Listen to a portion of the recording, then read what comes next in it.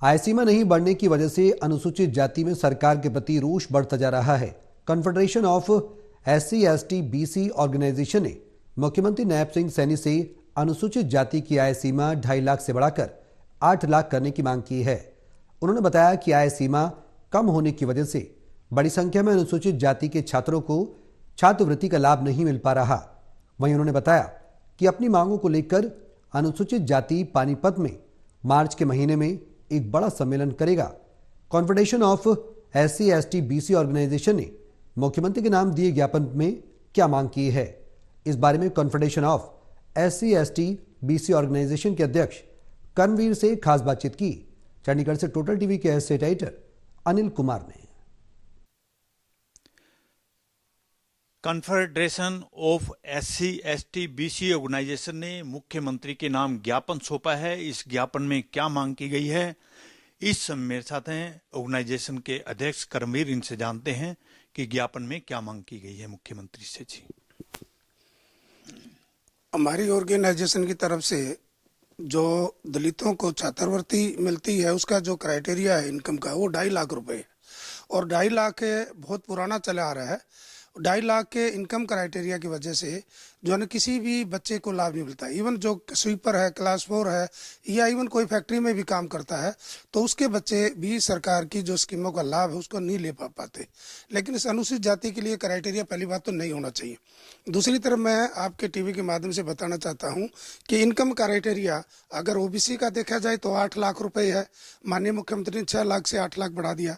दूसरा जो क्राइटेरिया आर्थिक आधार पर जो क्राइटेरिया जो ना जिसको आरक्षण दिया उसका भी 8 लाख है।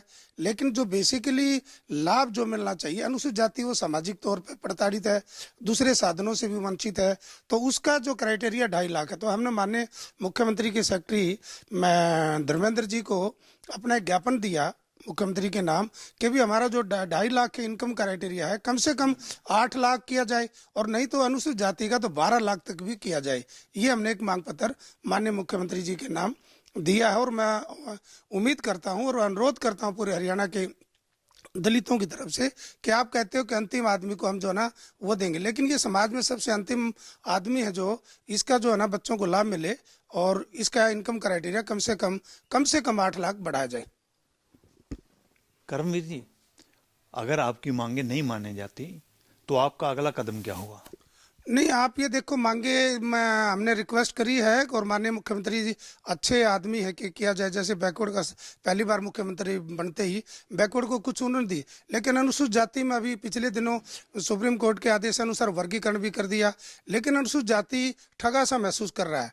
और मैं आपके टीवी के माध्यम से माननीय मुख्यमंत्री जी को आगाह करता हूँ, माननीय मुख्यमंत्री जितनी आप प्रशंसा लूट रहे हैं, ठीक है, सरकार में केवल उन्होंने नहीं दूसरी जातियों ने भी आपको सपोर्ट किया क्योंकि आप पिछड़ी जाति के थे और इसलिए जो खासकर आपने 2 वर्गीकरण की हैं, डिप्राइव क्लास और जो है ना SC, जिसमें एक SC में चमार बना दी, दूसरी जातियां। लेकिन मैं आपके से रिक्वेस्ट करना चाहता हूं कि वर्गीकरण सुप्रीम कोर्ट ने ये नहीं कहा कि आप जातियों का इस तरह बंटवारा करेंगे। जिन जातियों को, जिन लोगों को आरक्षण का लाभ ठीक ढंग से नहीं मिल रहा उनको विशेष सुविधाएं दी जानी चाहिए। तो इसमें भी आप माननीय मुख्यमंत्री जी आप मार खाएंगे और अभी तक आपकी तरफ से कोई भर्ती नहीं है। हरियाणा में जो सफाई का काम करने वाले लोग हैं उनको टोटली आउटसोर्सिंग पर भर्ती है। आपने जो है ना शेड्यूल कास्ट का जो बैकलॉग है लगभग 72,000 का बैकलॉग है, आपने भरने की कोई मुहिम नहीं चलाई।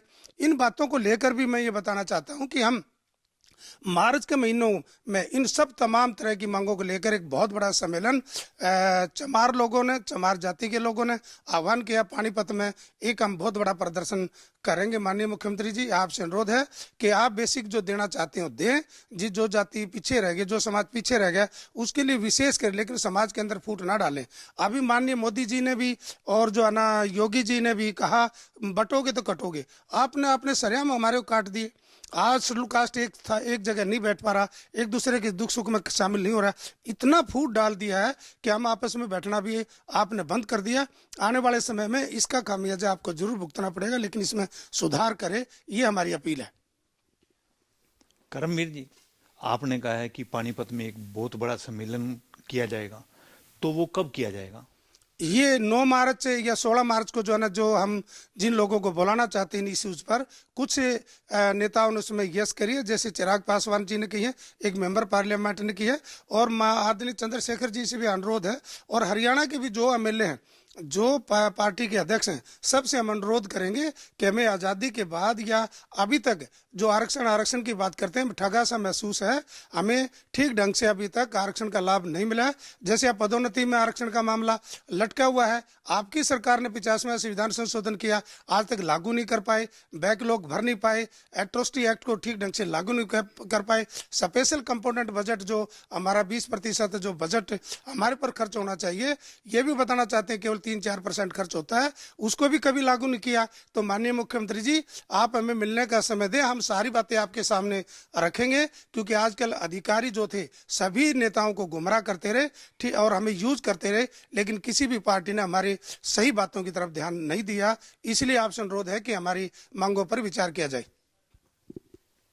ये थे मेरे साथ ऑर्गेनाइजेशन के अध्यक्ष करमवीर। इन्होंने बताया कि मुख्यमंत्री के नाम इन्होंने ज्ञापन सौंपा है, और इसके साथ साथ इन्होंने ये भी बताया कि उन्होंने मुख्यमंत्री से क्या क्या मांगे की हैं।